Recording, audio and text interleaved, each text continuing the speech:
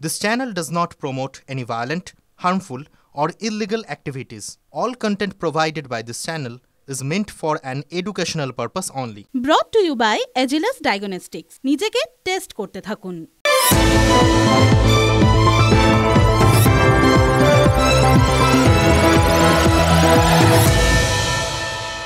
भाग मिल्खा भाग पीछे मुड़ के ना देखे পেছনে ধর্মান্ধ আততায়ীরা ছুটে আসছে আর এক বাবা অসহায় বাবা তার সন্তানকে বলছেন ভাগ মিল্খা ভাগ দৌড়তে বলছেন সেই দিকে যেদিকে ভারত রয়েছে রিলের দৃশ্য কিন্তু ঘটনাটা রিয়েল মিল্খা সিংয়ের পাকিস্তানের সে স্মৃতি তো ওটাই তরোয়ালের কোপ রক্তের ছিটে আর প্রিয়জনের আর্তনাদ দেখছিলাম আর ভাবছিলাম জানেন তো ইতিহাসের বোধহয় এইরকমই একটা চক্রাকার গতি থাকে ঘুরে ঘুরে আসে বিষয়গুলো সেই ছবিটাই তো আজ কোথাও যেন দেখতে পাচ্ছিলাম ওই বাংলাদেশের ওই বাবা অসুস্থ বাবা তিনি কি কোথাও তার ছোট্ট মেয়েটাকে বলছিলেন যে পালা পালা মা যেভাবেই হোক দৌড়ে পালা ভারতে গিয়ে ঢুকতে হবে নাহলে ওরা তোকে তুলে নিয়ে যাবে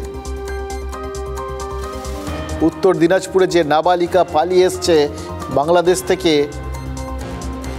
তার চোখের সামনেও কি সারাক্ষণ ওই অসুস্থ বাবা মায়ের অসহায় চাহনিটা ফিরে ফিরে আসছে যারা মেয়ের ইজ্জত বাঁচাতে তাকে ভারতে পাঠিয়ে দিয়েছিলেন অবৈধভাবে ভারতে প্রবেশ করতে বলেছিলেন কিন্তু বৈধ অবৈধ কে বিচার করবে সে বিচার করার জায়গায় ওই বাবা মা ছিলেন নাকি তাদের মধ্যে তখন একটা মরিয়া ভাব ছিল কোনোভাবে মেয়েটাকে বাঁচাতে হবে সন্তান তো বাবা মারা সন্তানের জন্য এরকমই ভাবেন বাংলাদেশের ওই পঞ্চগড় জেলার হিন্দু পরিবারটা তারা ইসকন সমর্থক আর সেই জন্যই এই নাবালিকাকে বারবার তুলে নিয়ে যাওয়ার হুমকি দিচ্ছিল মৌলবাদীরা একদিকে ওই ধর্মান্ধ মৌলবাদীরা অন্যদিকে অসহায় পরিবার রক্ষা করার কেউ নেই ঢাকা শহরেই তো ইসকন ভক্তেরা অরক্ষিত সেখানে পঞ্চগড় জেলায় কে কাকে বাঁচাবে আর এটা তো নতুন কোনো ঘটনা নয়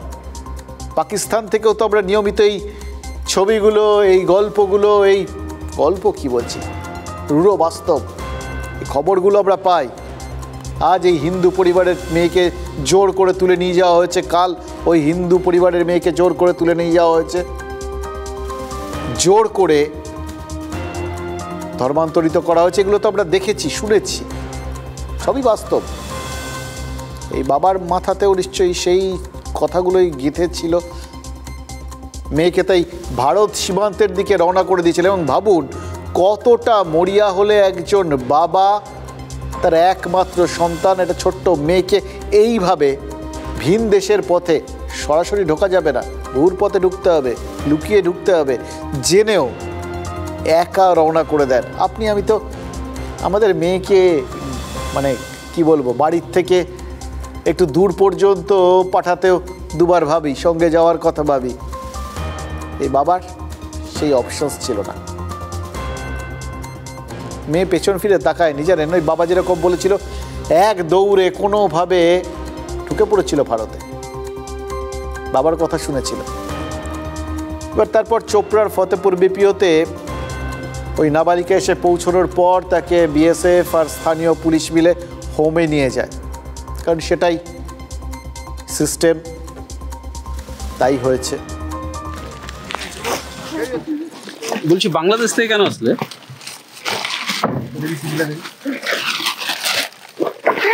দিদি কি কারণে আসলে বাংলাদেশ থেকে কেন আসলে হ্যাঁ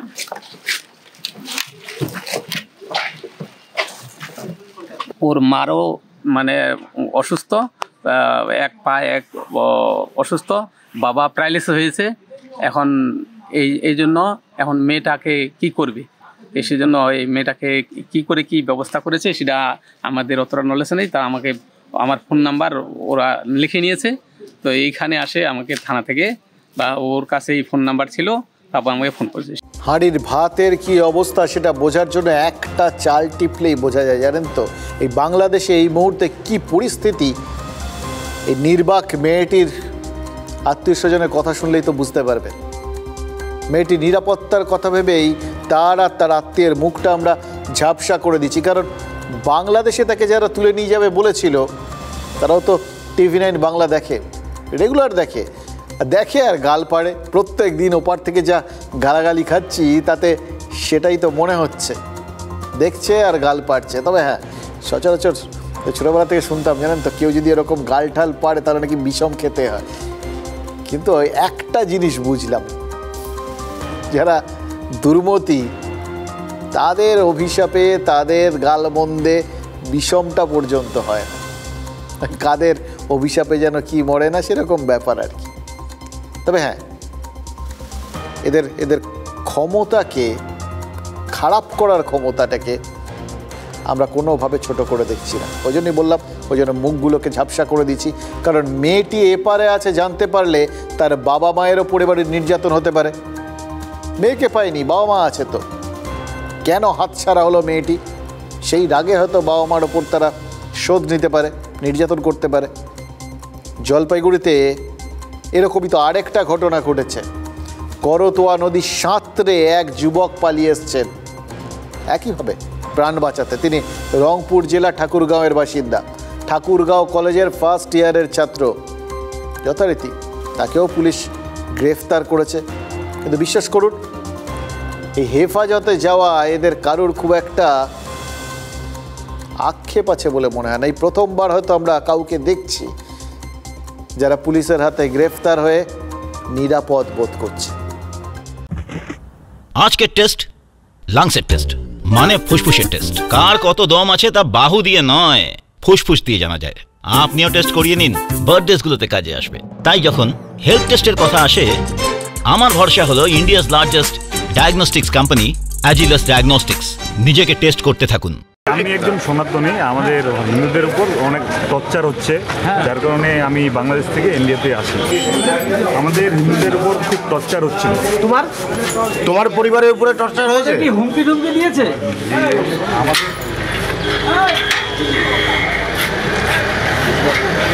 নাবালিকা মেয়েটি সরকারি হোমে আর কলেজ ছাত্রটা জেল হেফাজতে। কিন্তু বললাম, এই বন্দি দশাকেই তারা সব থেকে নিরাপদ জায়গা বলে মনে করছেন। তবে তো শুধু হিন্দুরা নয়, এদের আশাটা প্রত্যাশিত ছিল জানেন তো, কারণ যেভাবে অত্যাচারটা শুরু হয়েছিল তাতে যে এখানে এভাবে একজন দুজন না, যে ঢল নামতে পারে এ কথা তো আপনাদের সাথে, সেটা দুশ্চিন্তা বলুন, আশঙ্কা বলুন, যেভাবেই বলুন, আমরা শেয়ার করেছিলাম এর আগে। আরও কয়েকটা কথা তো আপনাদের সাথে শেয়ার করেছিলাম। তাদের আশাটাও তো প্রত্যাশিত ছিল, অপেক্ষা করে বসেছিলাম আমরা বসাই। তাদের তো আসার কথা ছিল, 4 দিন পেরিয়ে গেল। কিন্তু যারা আসবেন বলেছিলেন তারা এলেন না কেন বলুন তো? আর যদি নাই এলেন তাহলে গেলেন কোথায়? কথা দিয়া বন্ধু এলে না, এটা কি রকম হলো?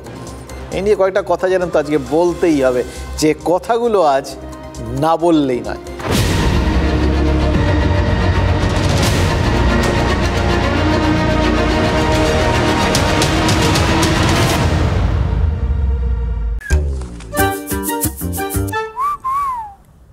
প্রতিদিন নিজেকে টেস্ট করতে থাকা উচিত, কারণ টেস্ট করেই মানুষ ফিট থাকতে পারে। তাই যখন হেলথ টেস্টের কথা আসে তখন আমি ভরসা করি India's largest diagnostics company Agilus diagnostics. নিজেকে টেস্ট করতে থাকুন। কোভিডের সময় আমরা দেখেছিলাম জানেন তো, যে সবাই ওই সোশ্যাল মিডিয়ায় লিখছেন, নিজেদের সেফ মার্ক করছেন, ভালো আছি, বেঁচে আছি। কলকাতার নাগরিকদের অনেকেই কিন্তু আজ সোশ্যাল মিডিয়ায় নিজেদের সেফ মার্ক করেছেন। আপাতত 4 দিন পেরিয়ে গেছে, আমরা এখনও সেফ আছি। খুব ভয় ছিলাম, কিন্তু এখনও আছি।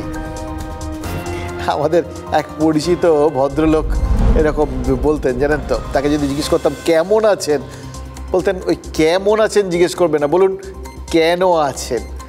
তো আমরা তো সেরকমই ভেবেছিলাম, 4 দিনে যখন কলকাতাটা দখল হয়ে যাবে তখন নিশ্চয়ই কেউ আমাদের প্রশ্ন করতেই পারে কেন এখনও বসে আছেন। তো একটু ধৈর্য ধরছিলাম, কিন্তু অপেক্ষাই সার জানেন তো। কথা দিয়ে এলো না, এই বড় মন খারাপ করে দিল। কতদিন ধরে ভাবছিলাম যে আসবেন, এরকম বীরপুরুষ তো আমরা খুব একটা দেখিনি। সেই 1756 সালে কলকাতা আক্রমণ করেছিলেন বাংলার নবাব সিরাজউদ্দৌলা। অতর্কিত আক্রমণ আর কলকাতা দখল দুটোই করে ফেলেছিল। এবং শুধু দখল করেননি, কলকাতার নামটাম বদলে দিয়েছিলেন, আলীনগর নাম রেখেছিলেন। তখন অবশ্য ব্রিটিশরা তারা ওই প্রথমে হতচকিত হয়ে গেছিল, ফলে কলকাতাটা তাদের বেদখল হয়েছিল। তারপর 1757 জানুয়ারিতেই কলকাতা ফের দখল মুক্ত করে ফেলেছিল। দেখুন, গোটা বিষয়টা পুরোটাই আমাদের হাতের বাইরে ছিল আর কি, দখল বেদখল সবটাই। ব্রিটিশদের দখল করাটাও তো দখলই আর কি। তো সেই দখল বেদখল ফের দখল, এই গোটা বিষয়টা পেরিয়ে এই 268 বছর পর ভাবুন তো, ফের একবার কলকাতার ওই দখল হতে পারে এরকম একটা আশঙ্কা আমাদের মধ্যে মাথাচাড়া দিয়েছিল। কি ভয় পেয়েছিলাম বিশ্বাস করুন। শুক্রবার বাংলাদেশের ওই অবসরপ্রাপ্ত সেনা অফিসাররা 4 দিনে কলকাতা দখলের হুঙ্কার দিয়েছিলেন। আমি তো মনে মনে হিসাব করছিলাম, দেখুন যারা অবসর নিয়ে ফেলেছেন মোটামুটি 2 দিন পর কোথায় যাবেন আপনারা জানেন আর কি, ওই অভিযানটাতে যাওয়ার সময় তারা কলকাতা দখল করবেন, তাও আবার টাইম লাইন দিয়ে দিচ্ছেন 4 দিন। এবার যদি এখনকার সেনাবাহিনী তারা এরকম ভুল করে বলে বসে, তাদের 4 দিনও লাগবে না, হয়তো 4 ঘন্টায় কলকাতা দখল হয়ে যাবে। ফলে টাইম লাইনটা আমাদের জন্য বেশ ভয়ানক ছিল, ভয়ে ভয়ে একদম কাঁপছিলাম। বিএনপির যুগ্ম মহাসচিব রাহুল কবির রিজভী, এই ভদ্রলোক তো স্টলওয়ার্ড নমস্য, ভারতে বসানো ওই হার্টের মধ্যে স্টেট ফেন্ট নিয়ে এখন ভারতকেই প্রবল বিক্রমে একদম ওয়াইড অ্যাঙ্গেলে দেখছে, ওয়াইড অ্যাঙ্গেল লেন্স লাগিয়ে নিয়েছেন চোখে, জানেন তো। আমাদের ধারণা কলকাতা আসার সময় চোখের অপারেশন নিশ্চয়ই করিয়েছেন, ওই জন্য আর ওই ছোটোখাটো কলকাতা না, একদম বড় প্রেক্ষাপটে ক্যানভাসটা বড় করে নিয়েছেন। বাংলা, বিহার, উড়িষ্যা সব দখল করে নেবেন। এবার যেমন তেমন অঙ্গীকার হলে একটা কথা ছিল, উনি তো আবার আগুন ছুঁয়ে শপথ করেছেন, তা আবার বউয়ের শাড়ি জ্বালানো আগুন, 4টিখানি কথা। কত রিস্কি জিনিস, কত বড় ঝুঁকি শুরুতেই নিয়েছেন, বউয়ের শাড়ি পুড়িয়ে দিয়েছেন, তারপর আবার বউয়েরই পছন্দ করে কেনা জয়পুরি প্রিন্টেড চাদর সেটাও জ্বালিয়েছেন। আর মুশকিল একটাই জানেন তো, সেই ধোঁয়াতেই কি দৃষ্টিটা একটু গুলিয়ে গেছিল। মানে আসার কথা ছিল কলকাতায়, রওনা দিলেন আগরতলার দিকে, এটা কি হলো? জানা থা কাশ্মীর চলা গয়া চীন, এরকম ব্যাপার। একদিকে কলকাতার লোকে অপেক্ষা করে বসে রয়েছেন কবে তারা আসবেন, আর তারা রওনা দিলেন আগরতলার দিকে। এটা কিন্তু রিজভী সাহেব রীতিমতো কথার খেলাপ হয়ে গেল, বড় দাগা দিলেন মশাই। ঠিকই বলেছে না, ঠিক আছে, কিসের নেশা করে বলেছে আমি জানি না, ঠিক আছে তো। হ্যাঁ, যে আপনারা হচ্ছে দিনের বেলায় বলেছে না রাত্রিবেলায় বলেছে, ভেবেছিলাম হয়তো আসবে, নতুন অতিথি পাবো আমরা, তাদের সঙ্গে আমরা সময় কাটাবো। হ্যাঁ, আমরা তো এখন বাংলাদেশের বিএনপি শাসনেই আছি, দেখতেই পাচ্ছেন যাদবপুর ইউনিভার্সিটি এখন বিএনপি চালাচ্ছে। সেসব ভিডিও আমি দেখলাম, বয়স্ক মানুষরা নাকি বলছে 4 দিনে কলকাতা দখল করে নেব, তারপর উড়িষ্যা, তারপর বিভিন্ন রাজ্য। তারপর আরেকটা ভিডিওতে আমি দেখলাম নাকি তারা শুধু ভারত কেন, আমেরিকাও আমাদের কাছে ছোট বাচ্চা। তার কি বলবো, এই তো এই বিএনপির রাজ চলছে, এখন বিএনপির রাজে দাঁড়িয়ে আছি, এর থেকে বেশি তো আমার কিছু বলার নেই। 4 দিনের যে গ্যাপটা সেটা পুজোর সময় নেওয়া উচিত ছিল, তাহলে কলকাতায় এসে একটু প্যান্ডেল ঘুরে যেতে পারতেন ওরা, আর বুঝতেও পারতেন যে এখানে পুজোটা কতটা সাম্প্রদায়িক সহাবস্থানে হয়। ভয় একেবারে মানে বাড়ির দরজা জানালা বন্ধ করে রাখছিলাম, মানে এত ভয় পেয়েছি আমরা ওদের এই গর্জন শুনে বাংলাদেশের। দেখুন, ঢাকার যেদিকে কলকাতা তার ঠিক উল্টো দিকে আগরতলা। এবার রাহুল কবির রিজভী তিনি নেতৃত্ব দিলেন, গোটা বিএনপি আগরতলার দিকে রওনা দিল। মানে কলকাতা থেকে ওদের পিঠ দেখা যাচ্ছে। তাহলে কি ধরে নেবো যে বাংলাদেশের বীরেরা অ্যাকচুয়ালি পিঠ টান দিলেন? কখনো কখনো মহান উদ্দেশ্যকেও এইভাবে দেখতে হয়, জানেন তো। এবার এটা বলে ভাববেন না যে মহান উদ্দেশ্যকে আমরা লঘু করে দেখছি, একদম না, এটা লঘু করা উচিত নয়। ব্যাপারটার মধ্যে একটা ঐতিহাসিক ব্যাপার আছে, জানেন তো। এই যে বিএনপি লং মার্চ করলো, তার আগে তাদের উদ্দেশ্যটা সেটাও একটা মহৎ উদ্দেশ্য। একটা মানে ইতিহাসে তো এরকম চট করে ঘটনা ঘটে না। 60 লোকজন তারা আসবেন আর কলকাতাটা দখল করে নেবেন, ভাবা যায় না। হাইট অফ এক্সপেকটেশন, তাই না? কিন্তু যাই হোক, বিএনপি লং মার্চ করেছে। লং মার্চ কিন্তু একটা ঐতিহাসিক ব্যাপার। সমস্ত দেশে যখন যেখানে লং মার্চ হয়েছে তার একটা বিরাট বড় প্রেক্ষাপট, বিরাট একটা এফেক্ট থেকেছে। 1934 সালে মাও জে দং লং মার্চ করেছিলেন এবং তাতে কি হয়েছিল ভাবুন। গণপ্রজাতান্ত্রিক চীনটাকে একটা ছাতার তলায় নিয়ে চলে এসেছিলেন তিনি। তারপর পাকিস্তান, সেখানে সম্মিলিত বিরোধী শক্তি, তারা একবার ওই মুশারফের সামরিক শাসনের বিরুদ্ধে লং মার্চ করেছিল। অবশ্য বাংলাদেশে মাঝে মধ্যেই লং মার্চ হয়, ওরা শর্ট কিছু করেন না, সব লং লং লং হয় আর কি। তো ইমরান খান তিনি বেশ কয়েকবার লং মার্চ করেছেন। এই মার্চ করতে করতে একেবারে জেলে ঢুকে গেছেন, এখন তাকে বের করতে আবার মার্চ হচ্ছে। কিন্তু বাংলাদেশে যে লং মার্চটা শুরু হলো সেটার সঙ্গে না একমাত্র জানেন রামায়ণ মহাভারতের অশ্বমেধ যজ্ঞের তুলনা হতে পারে। এরকম দেখেছেন বিভিন্ন গাড়ি ঠাড়িতে করে লোকজন এসইউভির ওই ছাদ খুলে আকাশ দেখার বদলে মাথা গলিয়ে দিয়ে একটা ব্যাপার। বাচ্চারা দেখবেন এখানে কলকাতায় ওই ছাদ সরানো গাড়িগুলোর থেকে মাথা বার করে মাঝে মধ্যে চারপাশে হাওয়া খেতে খেতে যায়, সেরকম একটা বেশ ব্যাপার আছে একটা। যাই বলুন, রাজধানী ঢাকার থেকে শুরু করে সড়ক পথে নারায়ণগঞ্জ নরসিংদী হয়ে ত্রিপুরা লাগোয়া আখাউড়া সীমান্ত পর্যন্ত রুটটা ছিল লং। এবার ঢাকার নয়াপল্টন, কিশোরগঞ্জের ভৈরব আর আখাউড়া এই তিনটে জায়গায় তিনটে সমাবেশ করেছেন তারা। ওই তিনটে জায়গা আগে দখল করলেন নাকি বলা যায় না। অশ্বমেধ যজ্ঞ তো, যেখানে যেখানে ঘোড়া থামবে, ঘোড়ার থামার কথা নয়, কিন্তু ঘোড়াকে কেউ যেখানে আটকাবে সেইখানেই যুদ্ধ হবে। তো ওখানে ঘোড়াকে কেউ থামায়নি, ঘোড়া নিজেই থেমে গেছিল, ফলে তো আক্রমণ করার কেউ নেই, সেম সাইড হয়ে যেত। তো যাই হোক, সেম সাইড করেছেন বলে অবশ্য মনে হয় না, কারণ যেখানে যেখানে দাঁড়িয়েছিলেন সেখানে আবার আওয়ামী লীগের লোকজনের ওপর অত্যাচার হয়েছে কিনা সে খবরটা এখনো পাওয়া যায়নি। আমার ধারণা হয়েছে, জানেন তো। বললাম অশ্বমেধের যজ্ঞের ঘোড়া যেখানে যেখানে দাঁড়ায় সেখানেই আক্রমণ, ঘোড়াকে ছাড়াতে হবে। তো শত্রুর নিধন, আওয়ামী লীগ তারা ক্ষমতাচ্যুত, এখন ফাঁকা জমিটা সেটা দখল করার জন্যই তো এই অশ্বমেধ যজ্ঞ। এটা কারা করেছে? বিএনপি। কারণ সেটাও আবার একটা মজার জিনিস। এটাতে না ওই 3 ইডিয়টসের সেই डायलॉग মনে পড়ে যাচ্ছে, दोस्त जब फेल होता है तब दुख होता है, लेकिन दोस्त जब फास्ट होता है और ज़्यादा दुख होता है। এটাই হচ্ছে মজা। এমনিতে বিএনপি আর জামাত একদম হাতে হাত দেওয়া বন্ধু। বিএনপির যখন সরকারে ছিল তখন জামাতের মন্ত্রীও ছিল, কিন্তু এখন ওই আওয়ামী লীগের ফাঁকা জায়গাটা যদি জামাত দখল করে নেয় তাহলে তো তাদের ক্ষেত্র থেকে বেদখল হয়ে গেল। তাই জন্য এখন মরিয়া হয়ে বিএনপি এটাকে দখল করতে চাইছে।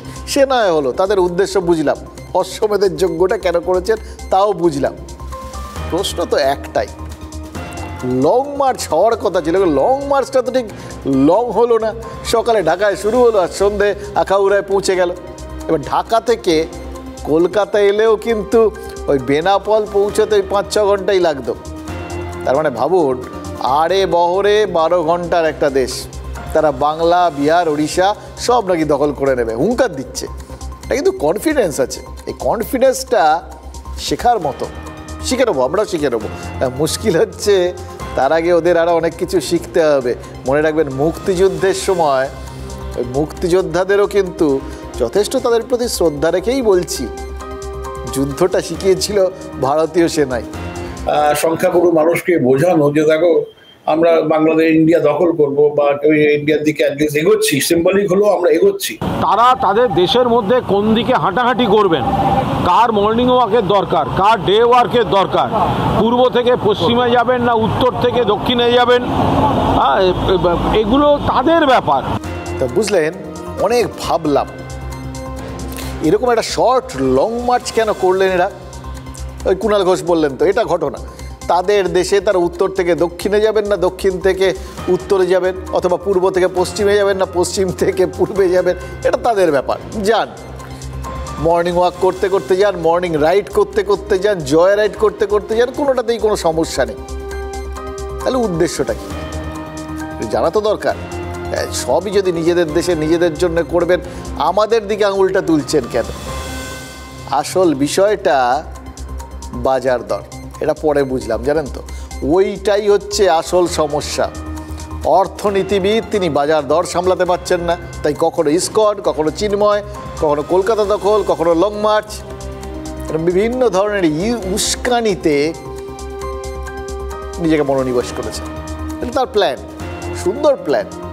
যে ছাত্র জানে যে সে ফেল করবে, সে হল্লা করে তো পরীক্ষাটাই ভেস্তে দিতে চায়। ফুটবলেও দেখবেন, যে দল হারে অনেক সময় তার সমর্থকরাই ম্যাচ ভেস্তে দেওয়ার চেষ্টা করে। এই বাংলাদেশেও কয়েক লক্ষ উন্মাদ বিভিন্ন ব্যানারে রাস্তায় নেমে লম্পজম্প করছে, আর ব্যান্ড মাস্টারের মতো পেছনে নোবেল জয়ী বসে চাবুকটা ছপাং ছপাং করছেন। তিনি নাড়াচ্ছেন, এরা দৌড়চ্ছে, টিকিতে দড়ি বাঁধা। দেখুন, ভারত বা চিন্ময়কে জুজু হিসেবে দেখানো হচ্ছে, তার কারণ 17 কোটি মানুষ পেটের জ্বালায় যদি একবার খেপে ওঠে না, তখন এই ধর্ম, বিপ্লব, অভ্যুত্থান এগুলো সব পেছনের দরজা দিয়ে পালাবে, খুঁজে পাওয়া যাবে না। নভেম্বরে বাংলাদেশে মুদ্রাস্ফীতির হার কত জানেন? 11.38%। ওই অভ্যুত্থান হওয়ার পর, হ্যাঁ অভ্যুত্থানই বটে, এমন অভ্যুত্থান তাতে আর কিছুর অভ্যুদয় না হোক, ওই দাম ফামগুলো চচ্চর করে তার অভ্যুত্থান হয়ে গেছে, আকাশে উঠে গেছে। জামাতের চমকারি ধমকারি সত্ত্বেও মানুষ এখন বলছে হাসিনার আমলেই ভালো ছিলাম। এরকম একটা সময় বস্তা পচা মামলায় বস্তা পচা ধারা প্রয়োগ করে চিন্ময়কে গ্রেফতার করার মতো ট্যাকটিক্যাল মুভ কিন্তু আর কিচ্ছু হতে পারে না। যে লোকগুলো পেটের জ্বালায় মরবে বলে ভয়ে মরছে, ভেতরে ভেতরে মরিয়া হচ্ছে, ক্ষোভ বাড়ছে, তাদের মনে পাল্টা ভয় ঢুকিয়ে দাও। আরে খেতে তো তাও এখন পাচ্ছ, বেঁচে পড়তে আছো, আসলে তোমাদের প্রাণে মারার, তোমাদের দখল করে নেওয়ার চক্রান্ত হচ্ছে। দৃষ্টিটা ঘুরিয়ে দিন। একদিকে মোহাম্মদ ইউনূস দাবি করছেন যে অবাধ বাক স্বাধীনতার এরকম সুদিন নাকি আগে আসেনি, আর অন্যদিকে মুচকি মুচকি হাসছেন আর ভাবছেন কাদের কথা বলেছি, কাদের বাক স্বাধীনতার কথা বলেছি, সেটা তো এই লোকগুলো বুঝতে পারেনি, আর বুঝবেই বা কী করে? এরা তো আর নোবেল পায়নি, নোবেল তো আমি পেয়েছি। এই হচ্ছে মজা। আলাদিনের প্রদীপের গাল গল্প, ভাবুন তো, এই গাল গল্প শুনিয়েই বোধহয় শান্তির নোবেলটা ম্যানেজ করেছেন ভদ্রলোক। ইউনূস যা বললেন সেটা শুনে একদম ভুল বুঝবেন না, উনি মোটেও আম আদমির স্বাধীনতার কথা বলেননি। এতদিনে পরিষ্কার হয়ে গেছে, আলাদিনের প্রদীপটা আসলে গেছে জামাতের হাতে, এবং সেই জামাতকেই সতর্কও করে দিচ্ছেন ইউনূস। ওই যে বললেন আমাদের সতর্ক থাকতে হবে, এই সুযোগ হাতছাড়া করা যাবে না। একবার যদি হাতছাড়া হয় আর চান্স পাবে না, কারণ উনি তো জানেন যেটাকে উনি স্বাধীনতা বলছেন, যেটাকে উনি ওই আলাদিনের প্রদীপ বলছেন, সেটা তো তাদের দেশে ছিলই, তাদের দেশের মানুষের হাতেই ছিল, করছিল তো উন্নতি বাংলাদেশ বিভিন্ন দিক থেকে। কিন্তু এখন তাকে বলতে হবে যে এটা উনি এনে দিয়েছেন। আর জামাতও বুঝে গেছে সরকার যা খুশি বলার, যা খুশি করার ছাড়পত্র যখন দিয়ে দিচ্ছে, তখন তো এটাকে কাজে লাগাতেই হবে, কারণ এটা তো ওই হাসিনার আমলে ছিল না। মৌলবাদীদের তখন চাপের সময় ছিল। বাংলাদেশের তৃতীয় স্বাধীনতাটা আসলে ওই জামাত আর উগ্র মৌলবাদীদের স্বাধীনতা। তাই স্বাধীনতা লাভের পরেই হিন্দুদের টার্গেট হিসেবে বেছে নেওয়া হয়েছে। প্রথমে তো স্বীকারই করছিলেন না, এখন ইউনূসের প্রেস সচিব স্বীকার করে নিয়েছেন যে হ্যাঁ হচ্ছে, সংখ্যালঘুদের ওপর, সংখ্যালঘু হিন্দুদের ওপর অত্যাচার হচ্ছে, কিন্তু সরকারি পরিসংখ্যান আর আমাদের পরিসংখ্যান সেটা তো মিলছে না। ইউনূস সাহেব, বাংলাদেশ সরকার কি দাবি করছে? 5ই আগস্ট থেকে 22শে অক্টোবর পর্যন্ত সে দেশে নাকি হিন্দুদের ওপর 88টা হামলার ঘটনা ঘটেছে, গ্রেফতার করা হয়েছে 70 জনকে। বুকে পাথর চাপা দিয়ে এই পরিসংখ্যানটা দিয়েছেন, কারণ হিসেব মতো প্রায় প্রত্যেক দিন সেই আক্রমণের ঘটনা ঘটেছে, কোনো দিন বাদ যায়নি, তারা যাই বলুন। মানে এটা হচ্ছে তাদের পরিসংখ্যান। আর বাস্তব পরিসংখ্যান সেটা কি বলছে জানেন? সেখানে হিন্দুদের ওপর 1070টা হামলার ঘটনা ঘটেছে। তারা হয়তো ওই 1000টা আগে বসাতে ভুলে গেছিলেন। আর সেই নিরিখে, মানে আক্রমণের ঘটনার নিরিখে একবারে শীর্ষে রয়েছে খুলনা। সেখানে সংখ্যালঘুদের ওপর 296টা হামলার ঘটনা ঘটেছে। রংপুরে 219 জন হিন্দুর দোকান, বাড়ি, মন্দির সব ভাঙচুর করা হয়েছে, আগুন জ্বালানো হয়েছে। ময়মনসিংহে 183, রাজশাহীতে 155, বিভিন্ন হামলার ঘটনা ঘটছে। এবার যখন চারপাশে ঘটছে, রাজধানী ঢাকা সে আর পিছিয়ে থাকে কেন? সেখানে তো বিভিন্ন জায়গায় হিন্দুরা আক্রান্ত হয়েছে এবং শোনা যাচ্ছে ঢাকায় 79টা, বরিশালে 68, চট্টগ্রামে 45, সিলেটে 25টা হামলার ঘটনা ঘটেছে। এগুলো কিন্তু নিছক ধর্মীয় আক্রোশের কারণে ঘটেছে তা না, এর পেছনে অর্থনৈতিক হিসেবটাও রয়েছে, ভুলে যাবেন না। এই ভদ্রলোক অর্থনৈতিক ব্যাপার স্যাপার বেশ ভালো বোঝেন, ইউনূস সাহেব। হিন্দুরা ভয়ে যদি দেশ ছাড়ে তাহলে তাদের সম্পত্তি দখল করা যাবে, থেকে গেলে তাদের উপরে এমন চাপ সৃষ্টি করানো যাবে তারা ধর্মান্তরিত হতে বাধ্য হবে। আর বাকি কারণগুলোর কথা তো উল্লেখই করলাম না। মুদ্রার কথা, এমন একটা জাতীয় হিস্ট্রিয়া তৈরি করে দেওয়া যাবে, লোকের যাবতীয় নজর অন্যদিকে ঘুরে যাবে। হিটলার যেরকম জার্মানির বেহাল অর্থনীতির জন্য মানুষের যে ক্ষোভ সেটাকে ইহুদিদের দিকে ঘুরিয়ে দিয়েছিলেন, এই শান্তি নোবেল জয়ী সরকারও হিন্দুদেরকে জনতার আক্রোশের সামনে দাঁড় করিয়ে দেওয়ার প্ল্যান করেছে। চিন্ময় প্রভুকে আটকে রাখার কারণও সেটাই। চিন্ময়কে ভিলেন হিসেবে খাড়া করে রেখে যত বেশি দিন সম্ভব মানুষকে ওই খিদে ভুলিয়ে রাখা যায় সেই চেষ্টাই তো করা হচ্ছে। আর তাই জন্য বিচার হচ্ছে না, বিচারটা হতেই দেওয়া হচ্ছে না। চট্টগ্রামের কোনো আইনজীবীকে চিন্ময়ের পক্ষে দাঁড়াতে দেওয়া হচ্ছে না। রবীন্দ্র ঘোষ নামে একজন ঢাকার থেকে চট্টগ্রামে গেছিলেন তার হয়ে সওয়াল করতে, তাকে কোর্টে হাজির হতেই বাধা দিয়েছে আইনজীবীদের ওই জামাতি লোক। আমাকে যখন আমার অ্যাপ্লিকেশনগুলো মুভ করি, আমার পিছন দিক দিয়ে দুই একজনের ধাক্কা দিয়ে, আমি আশা করতে পারি নাই আইনজীবীরা কি করে সন্ত্রাসী করতে পারে, এবং তারা সন্ত্রাসী অবস্থা করে জজ সাহেবকে পর্যন্ত আজকে থ্রেট করছে। কারণ আমরা কোন দেশে বাস করি? ওটার মধ্যে ছিল পুলিশ প্রশাসন, আমাকে প্রোটেকশন দিচ্ছিল। যদি আজকে পুলিশ প্রশাসন না থাকতো তাহলে তো আজকে আমি মনে হচ্ছে আমার জীবন এখানে শেষ ফুরিয়ে যেত। আমি আক্রমণের শিকার হয়েছি ভিতরে, যখন আমি ছিলেন আমাকে একটা ঘুষি মেরেছে, এটা তো আক্রমণ। আচ্ছা, শুধু শারীরিকভাবে আক্রমণ নয়, শুধু আমাকে মৌখিকভাবেও আক্রমণ করেছে। ভাবুন, একজন বয়স্ক ব্যক্তি, তিনি কি বলছেন, তাকে শারীরিকভাবে আক্রান্ত হতে হয়েছে এবং সব থেকে বড় কথা, একজন আইনজীবী দাঁড়িয়ে বলছেন যে জজ সাহেবকেও থ্রেট করা হচ্ছে। কি অসাধারণ সরকার চালাচ্ছেন ভদ্রলোক।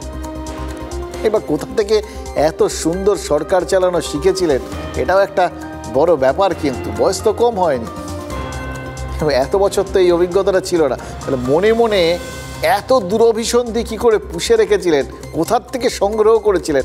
অবশ্য ভদ্রলোকের এই সমস্ত বিটকেলি বুদ্ধি খুব আছে, জানেন তো। ওই আমেরিকাতে নইলে কেউ হঠাৎ করে একজন বাংলাদেশি প্রবাসী হয়তো, কিন্তু সে গিয়ে আমেরিকার নির্বাচনে কলকাঠি নাড়ার চেষ্টা করে, টাকা পয়সা দেয়, যদিও সেটা বুমেরাং হয়ে গেছে, টের পাবেন কদিন বাদে, কারণ ট্রাম্পকে হারানোর জন্য তিনি টাকা ঢেলেছিলেন। এবার ট্রাম্প জিতে বসে আছেন, জানুয়ারিতে যে মুহূর্তে বাইডেনের জায়গায় তিনি বসবেন, তারপর কি হবে সেটা ভেবেই উনি হয়তো তাড়াহুড়ো করছেন আর কি। তাড়াহুড়ো তো আরও একটা জায়গায় করার দরকার আছে, ভারত বাংলাদেশ সীমান্তে 4096 কিলোমিটারের সীমান্ত। এবার এর মধ্যে সীমান্তবর্তী রাজ্য হিসেবে রয়েছে আসাম, ত্রিপুরা, মিজোরাম, মেঘালয় আর পশ্চিমবঙ্গ। এর মধ্যে আবার আমাদের বাংলার সীমান্তটাই সব থেকে বড়। আর দেশের এই 4000 কিলোমিটারের মধ্যে বাংলার সীমান্ত এই 2217 কিলোমিটারের, আর তার মধ্যে আবার প্রায় 1000 কিলোমিটারই কাঁটাতারহীন। এটাই তো বাস্তব। ওই জন্য বললাম তাড়াহুড়ো করার দরকার তো এইখানটাতেই, কারণ এই বাস্তবের ফাঁকটা গলেই তো ওপারের দুষ্কৃতী আর জঙ্গিরা এপারে চলে আসার চেষ্টা করতে পারে। আসছেও, আজ নয়, বহুদিন ধরেই। তাই আমরা যতই ওপারের কয়েকজন উগ্র কট্টরবাদী নেতা আর মৌলবাদী সংগঠনগুলোর কথা উড়িয়ে দিই না কেন, যতই হাসাহাসি করি না কেন, আমাদের সিরিয়াসনেসেরও প্রয়োজন রয়েছে। অবশ্য সেটা যেখানে থাকার সেখানে হয়তো একটু পারফেক্টলি আছে। রাজ্য আর কেন্দ্র পুরোপুরি সজাগ রয়েছে। ইতিমধ্যেই বাংলা সহ দেশের বিভিন্ন সীমান্তে কড়া নজরদারির ব্যবস্থা করা হয়েছে। ওপারের উগ্র কট্টরপন্থীরা তারা যদি এখানে ঢুকে নাশকতা করার চেষ্টা করে তাহলে সেটাকে গোড়াতেই আটকে দেওয়ার জন্য দুপক্ষই সচেষ্ট, হাতে হাত মিলিয়ে কাজ হচ্ছে। এবং এটা দরকার আছে, কারণ জানেন সব সময় আমরা ভাবছি ওপার থেকে, আসলে ওপার থেকে না, ওপার থেকে লোকজনের আসারও দরকার নেই। যদি ইতিমধ্যেই বেশ কিছু নৌপ্রবেশকারী জঙ্গি ঢুকে থাকেন, যদি তারা স্লিপার সেল তৈরি করে থাকেন, তাহলে ওপার থেকে একটা বার্তা আসাই যথেষ্ট।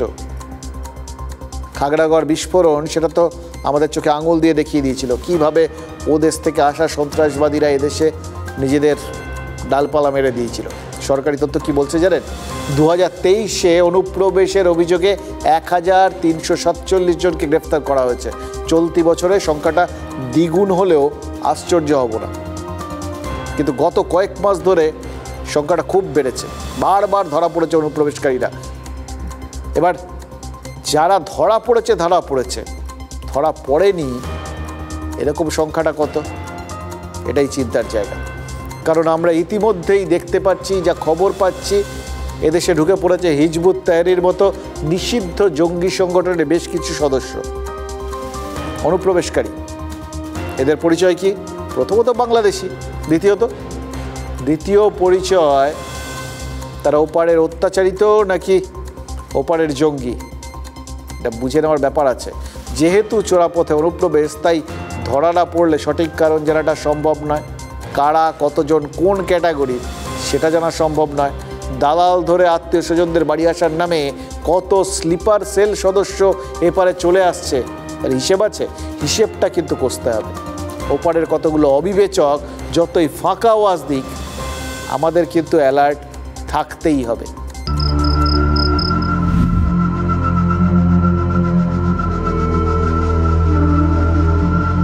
এখানে রয়েছে মহানন্দা, আর একটু এগিয়ে গেলেই মহানন্দা নদীর ওপারেই হচ্ছে বাংলাদেশ। যেহেতু এখন শীতকাল, নদী এখন ক্ষীণ, জল অনেক কম, আর এটাই সবচেয়ে বেশি সুযোগ অনুপ্রবেশকারীদের।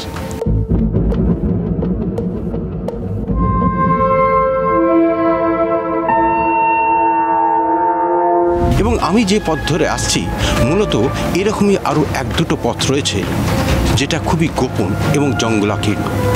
এবং দেখা যাচ্ছে যে এই পথ ধরে অনুপ্রবেশকারীরা নদী সাঁতরে পেরিয়ে এসে এপারে এসে এই জঙ্গলের পথ ধরে হাঁটা শুরু করে। ভারতে অনুপ্রবেশ করেছে হিজবুত তাহরিরের মতো জঙ্গি সংগঠনের সদস্যরা। সূত্রের খবর, নিষিদ্ধ সংগঠন সিমির সঙ্গে একসঙ্গে কাজ করছে জঙ্গিরা। হুন্ডির মাধ্যমে বাংলাদেশ থেকে অনুপ্রবেশকারীদের কাছে আসছে কোটি কোটি টাকা। মালদা থেকে সেই জাল ছড়িয়ে পড়ছে রাজ্যের অন্যত্র। ধর্মীয় উস্কানি দিয়ে সংগঠন বিস্তারের ছক জঙ্গি সংগঠনগুলির। মালদায় যে জমি বা বাড়ির দাম 2 লক্ষ টাকা, সেই জমি বাড়ি 10 থেকে 12 লক্ষ টাকায় কিনছে অনুপ্রবেশকারীরা। তাতে এসে ওরা কোনো একটা জায়গায় ঠেক নিয়ে সারা রাজ্যে বিভিন্ন জায়গায় জমি কিনছে। ইভেন কেউ এই কোল্ড স্টোরেজে মাল স্টোর করছে। সূত্রের খবর, 3 জন শিক্ষকের কথা উঠে আসছে যারা অনুপ্রবেশকারীদের নিয়মিতভাবে আশ্রয় দিয়েছেন বলে অভিযোগ। তাদের মধ্যে একজনের বাড়ি উত্তর মালদায়। এই পরিস্থিতিতে শঙ্কিত মালদা জেলার মানুষ। হিম্মত থাকলে যে আমার দেশের প্রতি একটা যদি ঢিলো চড়া হয়, তো ম্যাপ থেকে মুছে যাবে বাংলাদেশ। বাপের বেটা যদি থাকে, তাহলে আমরা বলবো, চ্যালেঞ্জ করছি ওপেন, যে মুসলিমরাই বাংলাদেশকে দখল করবে। 15 মিনিটের জন্য তাদেরকে বর্ডারটা খুলতে বলুন। দেখুন, এই প্রতিক্রিয়াগুলো স্বতঃস্ফূর্ত, ওপারের প্রতিক্রিয়ার পাল্টা। ওপারে লাগাতার নিশানা হলে এপার থেকে প্রতিক্রিয়া হবেই। প্রতিক্রিয়া তো সাধারণ মানুষের মধ্যে হচ্ছে। এবার প্রতিক্রিয়াগুলো প্রাথমিকভাবে আবেগের প্রতিক্রিয়া। আমাদের দেশের সরকার তারা কিন্তু আবেগে না ভেসে নজর রাখছে, যার জন্য আমরা জানতে পারছি কজন নজরদারিতে রয়েছে। এবার এই প্রতিক্রিয়ার সমান প্রতিক্রিয়া যদি সরকার দেখাতে শুরু করে, বাংলাদেশ স্বপ্নেও ভাবতে পারছে না তাদের কী হাল হবে। আমরা বাস্তবটা জানি, আমাদের সতর্কতা সেখানে। আমরা জানি ওপার আর এপার বাংলার সীমান্তে কাঁটাতার নেই, ওই বললাম প্রায় 1000 কিলোমিটার। এটা যদি বাস্তব হয়, আরেকটা বাস্তবকেও তো মানতে হবে যে বাস্তব পরিস্থিতির সুযোগ নেয় অনুপ্রবেশকারীরা। 2022-এ অমিত শাহের সঙ্গে বৈঠকের পর সীমান্ত জুড়ে কাঁটাতার বসানোর উদ্যোগ নিয়েছিল নবান্ন, কিন্তু বছর ঘুরতে না ঘুরতেই সেটা ধাক্কা খেয়েছিল। কারণ আমাদের এখানে রাজনীতিতে তো ওই রাজ্য বনাম কেন্দ্র, এই ঘাত প্রতিঘাতটা একটা কনস্ট্যান্ট টার্ম, থাকবে, এটাই নর্মাল। আদালতে এই নিয়ে মামলা মোকদ্দমা ঝুলে আছে, কিন্তু কেন ফেন্সিং নেই? তার কারণটা দেখানো যেটা সেটা তো হচ্ছে জমি নিয়ে টালবাহানা আছে। এবার সীমান্তের দায়িত্বে বিএসএফ, আর এপারে আমাদের রাজ্যের আইন শৃঙ্খলার দায়িত্ব রাজ্য সরকারের, পুলিশের। ঠিক যেভাবে বাংলাদেশ ইস্যুতে রাজনীতি সরিয়ে একে অপরের হাত ধরার ইঙ্গিত মিলছে, আমার কি আশা জানেন, দ্রুত এই ফেন্সিং লাগানোর জটটাও কিন্তু এবার কেটে যাবে। আজকেই খবর এসছে মুর্শিদাবাদের কিছু অরক্ষিত এলাকায় ইতিমধ্যেই ফেন্সিং লাগানোর কাজ শুরু হয়েছে। এতদিন হয়নি, এখন হচ্ছে, মানে জট কাটছে। অবশ্য বাকি এখন অনেকটা জট, এবার কতদিন লাগবে সেই জটগুলো কাটতে। দেখুন, এই যে বললাম না, কেন্দ্র হোক বা রাজ্য, এমনকি সাধারণ মানুষ বা গন্তব্যের বাসিন্দা, সবাই কিন্তু এখন সজাগ থাকার সময়। এখন আর ওই কেন্দ্র রাজ্য আমি তুই কতটা বিএসএফ আসবে, কতটা পুলিশ দেখবে, এই সমস্ত দায় ঠেলাঠেলি করে খুব একটা লাভ নেই। বেআইনি অনুপ্রবেশের মধ্যে দিয়ে জামাতি বা জঙ্গিরা বাংলায় ঢুকে পড়ছে কিনা, এটাই তো সব থেকে বড় আতঙ্ক এখন। এটাকে নিয়েই তো চিন্তিত থাকতে হবে, এটাকেই সতর্ক থেকে প্রতিহত করতে হবে। আর এই আতঙ্কটা কিন্তু দানা বাঁধছে সীমান্তবর্তী জেলার বাসিন্দাদের মধ্যে, পুরো দস্তুর দানা বাঁধছে। নদিয়াতে সম্প্রতি একের পর এক অনুপ্রবেশকারী ধরা পড়েছে। ওই কৃষ্ণনগর, ধানতলা থানা, কৃষ্ণগঞ্জ, সব জায়গায় এই অনুপ্রবেশকারীরা ধরা পড়েছে। এরা অধিকাংশই সংখ্যাগুরু, ওপারে সংখ্যালঘু নিধান চলছে, এটা তো আমরা জানি। তারা আতঙ্কে চলে আসা, ওই তরুণীর চলে আসা বা ওই ছাত্রটির চলে আসা, তার একটা কারণ ধরতে পারি। কিন্তু এই সংখ্যাগুরুরা, তাহলে তারা এদেশে অনেকে কেন চলে আসার চেষ্টা করছেন? এটা কিন্তু উল্টো আতঙ্ক তৈরি করছে এই সীমান্ত পারের বাসিন্দাদের মনে। একটা হিন্দু ধরা পড়ছে না তো, সব মুসলিম মৌলবাদীরাই পাঠাচ্ছে। দালাল চক্র নিয়ে ওরা চলে আসে, দালালরা কিছু টাকার বিনিময়ে তাদেরকে আত্মীয় বানিয়ে ওরা যায়, গিয়ে এরকম ঘটনা করে, যেটা আগে আমরা খাগড়াগড় ঘটনায় যখন তদন্ত হয় সেইটা আমরা খবরে দেখেছি, সবাই জানি মোটামুটি। তা আমাদের সামনে একটা বিশাল আতঙ্ক, কারণ হচ্ছে যে বাংলাদেশে এই উদ্ভট পরিস্থিতিতে সেখানকার জেল থেকে প্রচুর উগ্রপন্থী ছেড়ে দেওয়া হয়েছে। তা তারা তো চুপচাপ বসে থাকবে না, সমস্ত ঢুকলে পরে তারা তো সব নানান কিছু করবে, তো এটা তো উদ্দেশ্যমূলকভাবে ঢুকছে। দেখুন, নদিয়ার এই মানুষগুলোর মধ্যে আতঙ্কটা কিন্তু স্বাভাবিক, কারণ আতঙ্ক থেকেই ক্ষোভের সঞ্চার হয়। আর এই ক্ষোভ আর আতঙ্ক শুধু সাধারণ মানুষের নয়, একে কেন্দ্র করে কিন্তু দেশের মধ্যে রাজনৈতিক চাপানুতরও শুরু হয়ে যেতে পারে। কারণ এটাই তো হয়, নর্মালি যা মানুষের মধ্যে ঘটে তার আলটিমেট তার প্রভাবটা গিয়ে পড়ে কোথায়? রাজনীতিতে, সমাজ জীবনেও পড়ে, রাজনৈতিক জীবনেও পড়ে। ভারসাম্যটা কিন্তু খুব জরুরি। এবং সত্যি কথা বলতে কি, একটা মানসিকতা, একটা ফিলোসফিতে তো আমরা, দর্শনে আমরা বিশ্বাস করি। আমরা বলি ওরা অধম বলে আমরা কেন উত্তম হব না। কিন্তু যদি এক পেশে একটা সামাজিক অপপ্রচার একদিক থেকে অন্যদিকে চলতেই থাকে, এবং যদি ধারাবাহিকভাবে ওখানে সংখ্যালঘুদের ওপর আক্রমণ চলতে থাকে, তাহলে কিন্তু সামাজিক এবং রাজনৈতিক দুরকম জীবনেই যারা দায়িত্ববান তাদের আরও বেশি দায়িত্বশীল ভূমিকা পালন করতে হবে, আরও সতর্ক হতে হবে। হচ্ছেও তাই। কিন্তু প্রভাব কি একদম পড়ছে না? প্রভাবটাও তো উড়িয়ে দেওয়া যাচ্ছে না। কী প্রভাব?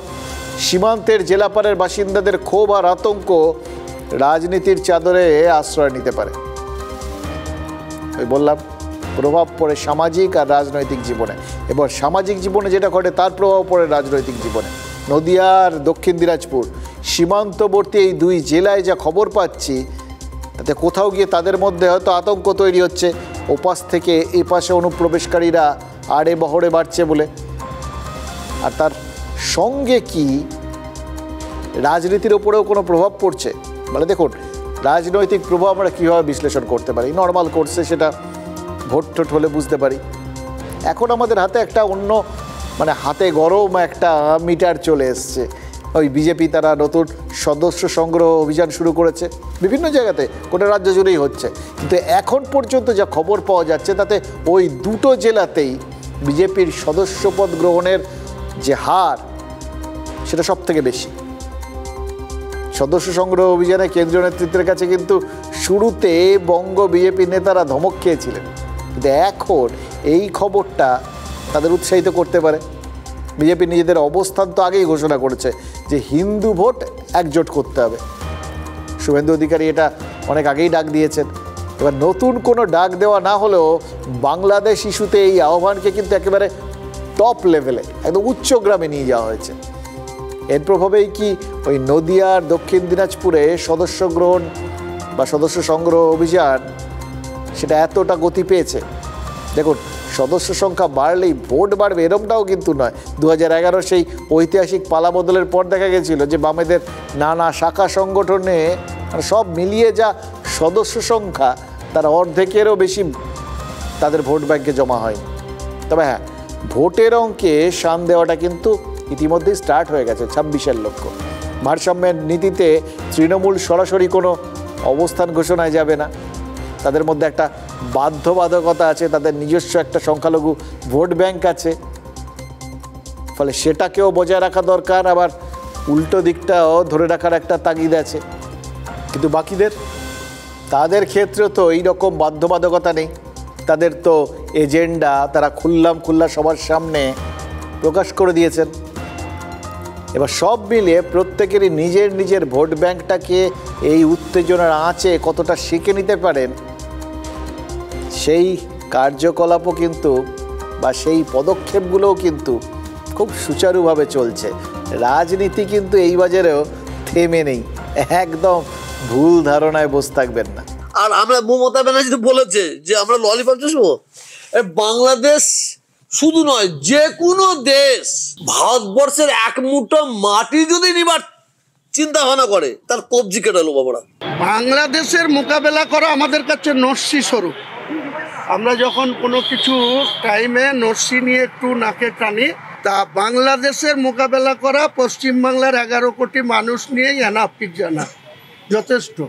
এই যে মুখ্যমন্ত্রী বিএসএফকে জমি দিচ্ছেন না, এই যে মানুষগুলো রোহিঙ্গা ইন্টারন্যাশনাল সব জঙ্গিগুলো বাংলাদেশ থেকে পশ্চিমবঙ্গে ঢুকছে, তারা তো শুধু পশ্চিমবঙ্গে থাকছে না, তারা তো সারা দেশে এই জঙ্গি কার্যকলাপ করছে। আমরা তো যেটা দেখতে পাচ্ছি, বাংলাদেশ থেকে যদি জঙ্গি মানসিকতার কেউ গত 4 মাসে ঢুকে থাকেন, তার জন্য দায়ী দিল্লির সরকার, কেন্দ্রের সরকার, বিএসএফ, সীমান্ত রক্ষী এজেন্সিগুলো। মানুষ এই যে নদিয়া বা রানাঘাট যেখানে বলছেন আমাদের ভোট বাড়ছে, আমাদের উপর আস্থা বাড়ছে বিকজ অফ অনুপ্রবেশ, আমাদের উপর আস্থাটা কেন বাড়ছে তাহলে?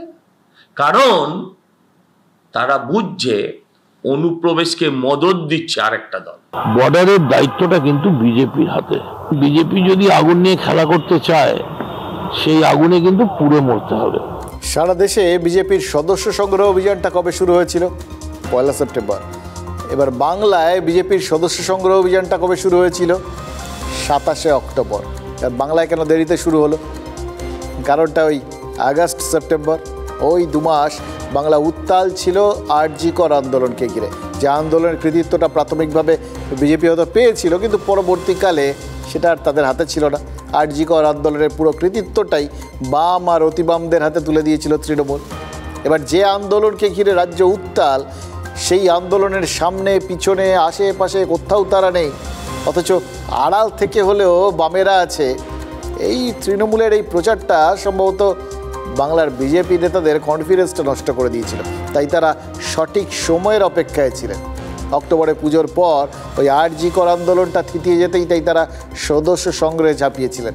আর নভেম্বরের শেষ থেকেই তো ওই যাকে বলে মেঘ না চাইতেই জল, সেটাই তো পেয়ে গেছেন বিজেপি নেতারা। বাংলাদেশের পরিস্থিতি এ রাজ্যে তাদের অনুকূল হাওয়া বইয়ে দিয়েছে। বাংলাদেশের রাজনৈতিক পরিস্থিতি আর তাকে ঘিরে এ রাজ্যের সামাজিক পরিস্থিতির সুযোগটা নেবেন বলেই তো শুভেন্দু অধিকারী বাংলাদেশের ওই ডেপুটি হাই কমিশনে ডেপুটেশন দিতে গেছিলেন, বা পেট্রাপোলে বাংলাদেশগামী পণ্যবাহী ট্রাক আটকাতে গেছিলেন। কিন্তু বাংলাদেশে সংখ্যালঘু হিন্দু নির্যাতনকে কেন্দ্র করে বিজেপি এ রাজ্যে যে রাজনৈতিক পরিষদ তৈরি করতে চাইছে, সেটা তৃণমূল কি বুঝতে পারছে না? আর তাদের তো মাস্টার প্ল্যানার রয়েছেন মমতা বন্দ্যোপাধ্যায়। তিনি কি সেই পরিসরটাকে ক্রমশ ছোট করে দিচ্ছেন? তো আমাদের লোকেদের ফিরিয়ে আনার ব্যবস্থা করা হোক, এটা তো আমি অলরেডি বলেছি। যারা আসতে চায়, আমরা চাই government of India must act মানে কি, মানুষকে নিরাপত্তা দিক, মানুষকে যারা ফিরতে চায় ফিরিয়ে আনার ব্যবস্থা দিক। বর্ডার থেকে তো অনেকে চলে আসছে আমি শুনছি, কিন্তু বিএসএফ কোথাও আটকাচ্ছে না। একটা শব্দ, কোট আনকোট একটা মাত্র শব্দ, শুনুন ভালো করে বুঝতে পারবেন, আমাদের লোক। আমাদের লোক শুনলে কীরকম মনে পড়ে যায় যে মোর নাম এই বলে খ্যাত হোক, আমি তোমাদেরই লোক। মমতা বন্দ্যোপাধ্যায় অনেকটা ওই ঢঙেই বললেন আমাদের লোক। এবার এইখানটাতেই তো আসল কি বলবো মাস্টার স্ট্রোক। তিনি আমাদের লোক বলতে ঠিক কাদেরকে বোঝাতে চাইলেন? বাংলাদেশের হিন্দুদের। এবার এটা যদি হয় এই মুহূর্তে তো সেটাই ধরতে হবে, এবং এই মুহূর্তে মানে হিন্দুত্ববাদী বা হিন্দুদের জন্য কিছু বলার এটাই তো আসল সময়। কারণ এই রাজ্যের সংখ্যাগুরু সংখ্যালঘু হিন্দু মুসলিম সবাই বাংলাদেশেই হিন্দুদের নির্যাতন নিয়ে সরব হয়েছেন, নিন্দা করছেন, এক সুরে করছেন। সাম্প্রদায়িক সম্প্রীতি এই মুহূর্তে বাংলায় হাইয়েস্ট লেভেলে যাচ্ছে। এই সময় তো তৃণমূল নেত্রীর পক্ষে এরকম বাংলাদেশের সংখ্যালঘু হিন্দুদের অ্যাড্রেস করে গোটা রাজ্যের হিন্দুদেরও বার্তা দেওয়াটা অনেক সহজ। এটাই তো আইডিয়াল টাইম। কিন্তু এটা যদি হয় এতে কিন্তু তার কোনো মানে নিজের ভোট ব্যাংকের অন্তত এই মুহূর্তে কোনো ভারসাম্য নষ্ট হবে না, বরঞ্চ যে জায়গাটা একটু দুর্বলতা আছে সেটা অনেকটা মেরামত হয়ে যেতে পারে।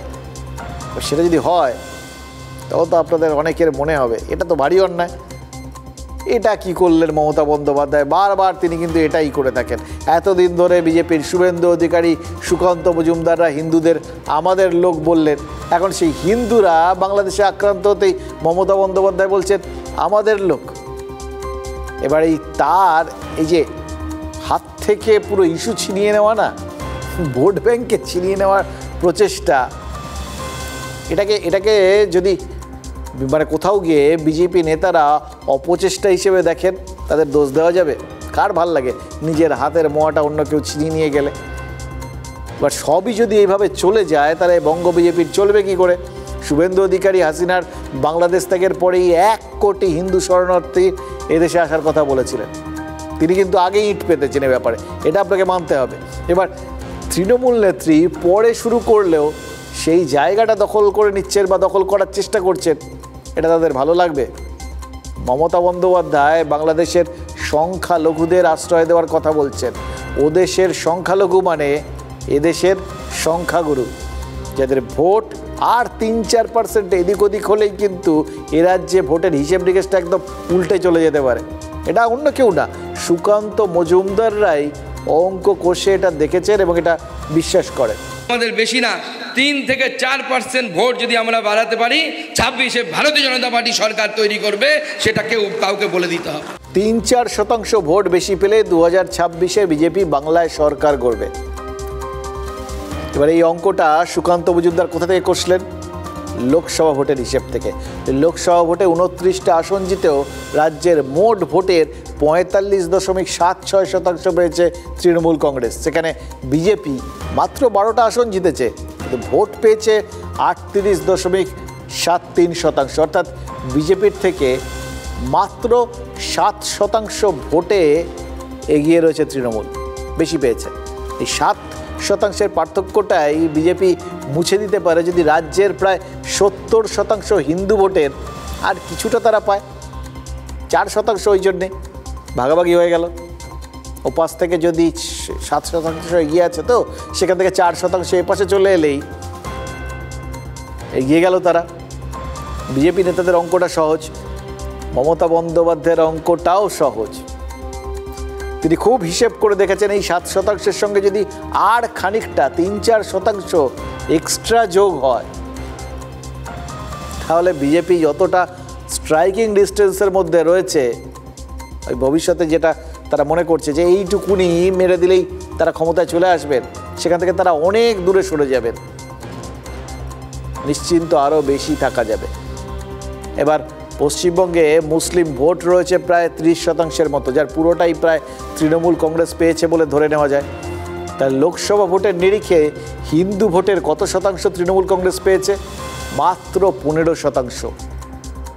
এই পরিসংখ্যানটাই যেরকম সুকান্ত মজুমদারের মোটিভেশন, এই পরিসংখ্যানটাই একদিকে মমতা বন্দ্যোপাধ্যায়ের চিন্তার কারণ, আর অন্যদিকে তারও মোটিভেশন। এটাকে বাড়াতে হবে। একজন চাইবেন ওটা কমুক, আরেকজন চাইবে সেটা বাড়ুক।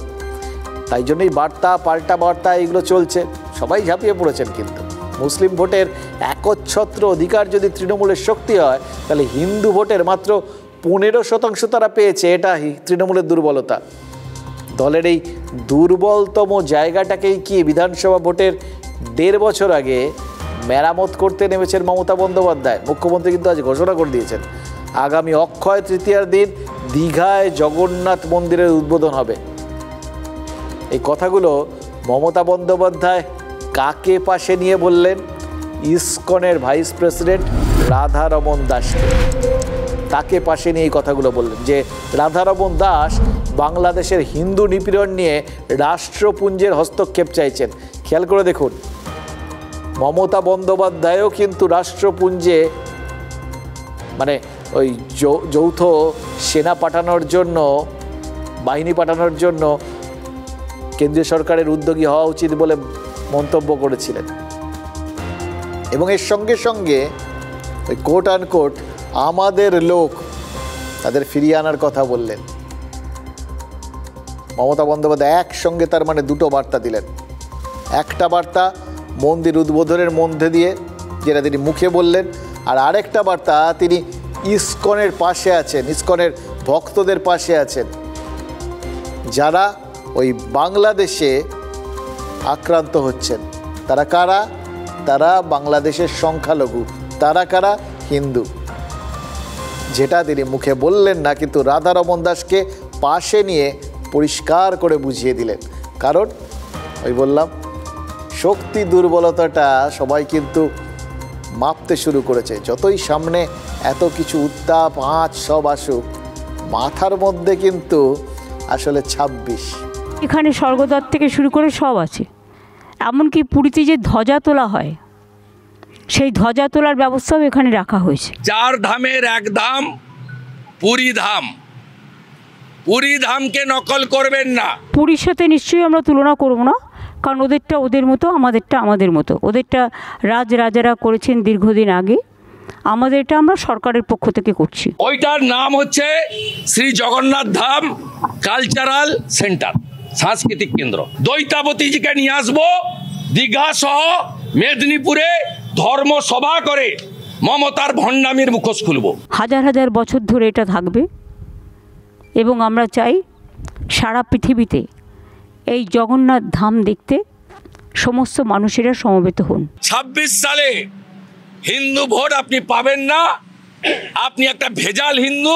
ভালো জিনিসে কে কি বললে কিছু যায় আসে না, ভালো জিনিসটাকে ভালোভাবে গ্রহণ করতে হয়। দেখুন, বাংলার অনেক জায়গায় অনেক কিছু হওয়ার কথা ছিল, জানেন তো। এই কলকাতার যেরকম লন্ডন হওয়ার কথা ছিল, দীঘার গোয়া হওয়ার কথা ছিল, কিন্তু গোয়া হতে গিয়ে দীঘা পুরী হয়ে যাবে, এটার কথা কিন্তু আগে ছিল না।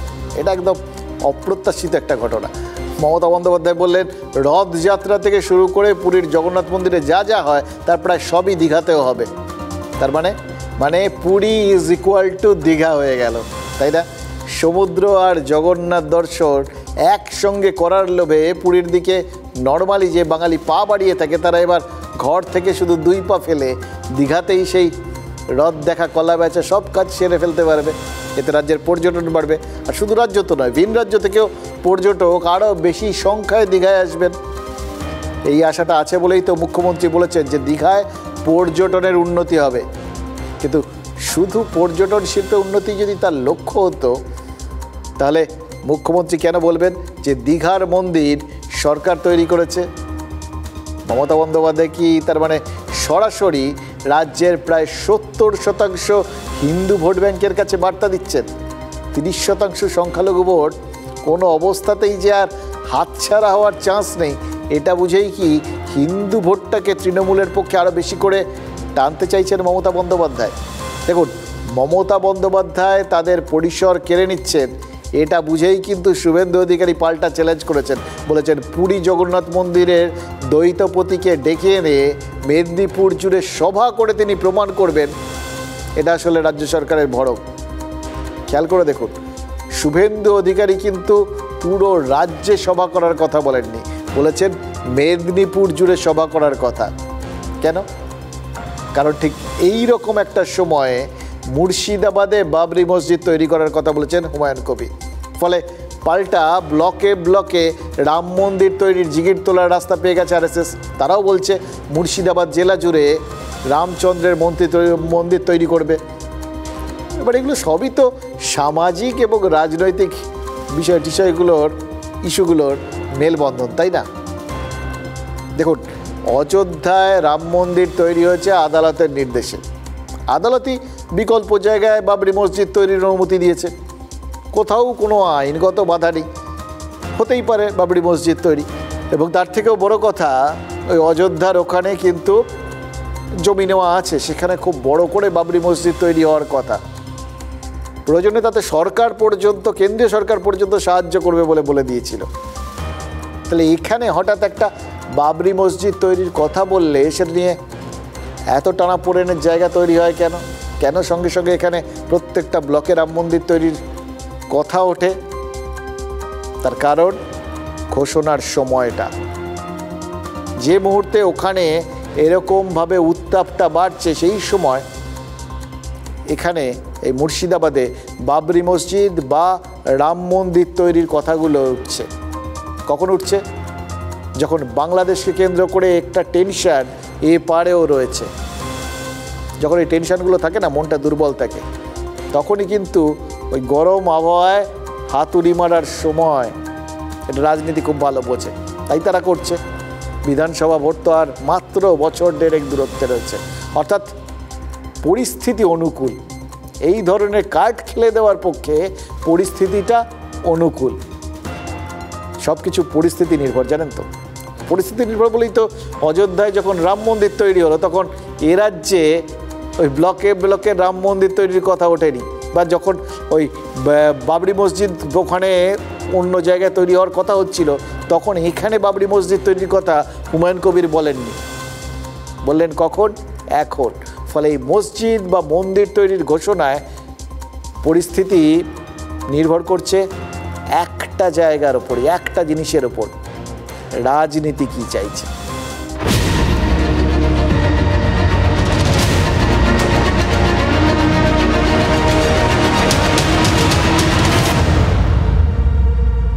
ব্রট to you by Agilus diagnostics. নিজেকে টেস্ট করতে থাকুন।